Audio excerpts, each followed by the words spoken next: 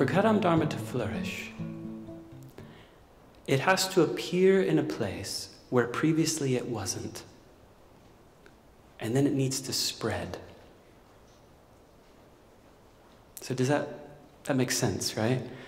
If Kadam Dharma is going to flourish, it's going to appear in a place where previously it wasn't, and then it's going to spread. So for example, in the US, prior to 1990, there were no Kadampa centers, if my understanding is correct. Now, there are so many, over 50. So what happened? So our precious spiritual guide, who himself, he holds the lineage of scripture and realization of Kadam Dharma within his heart. So he came, he brought Kadam Dharma to the US. And through his vision, through his teachings, through his blessings, he then gathered students, right? And then those students developing faith in him, putting his teachings into practice, then what happened? Following, his guidance, then centers started to appear. So previously there was no Kadam Dharma. But through our spiritual guide, Kadam Dharma appeared, pure Kadam Dharma in the US. And then gradually, through his students helping, then it began to spread. And then because it did, probably most of us just walked into a center. Like, think about that for a minute. That is really worth contemplating. Previously, there was a time when there was no Kadam Dharma in the US. You couldn't just walk into a center. You couldn't just walk to an amazing temple in Manhattan. You just couldn't do it. So probably we walked into a center, and then there was a teacher there giving Kadam Dharma teachings. And then we listened, and they said something like, inner peace is the real source of happiness. And we went,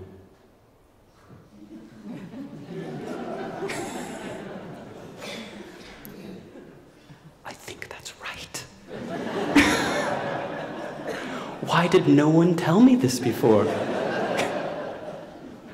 Could have saved a lot of time and money.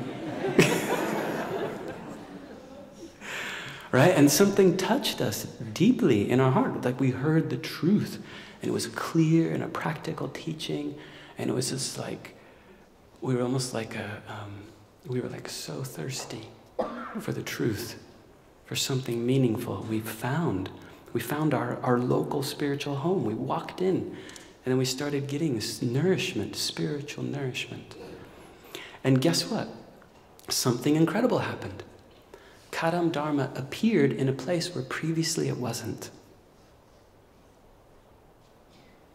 Our own mind. How about that?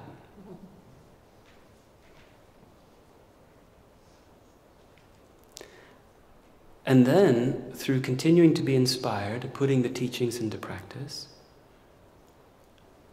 Kadam Dharma began to spread throughout our mind, didn't it?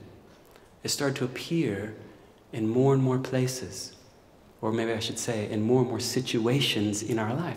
We started to learn how to practice Kadam Dharma at work. Our main practice for the first, 5 years, 2 years, 20 years, patience, right?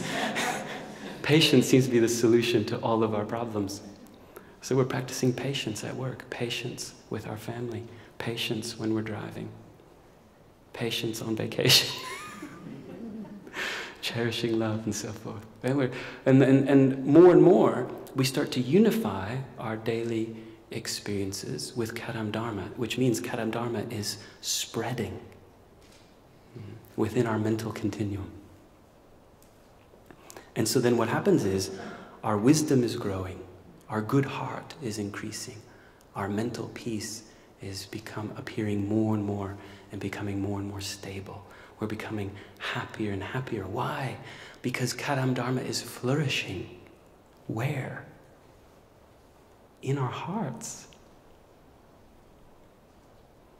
You know, a lot of times we talk about Kadam Dharma flourishing, we always think about externally, but it has to flourish in here first.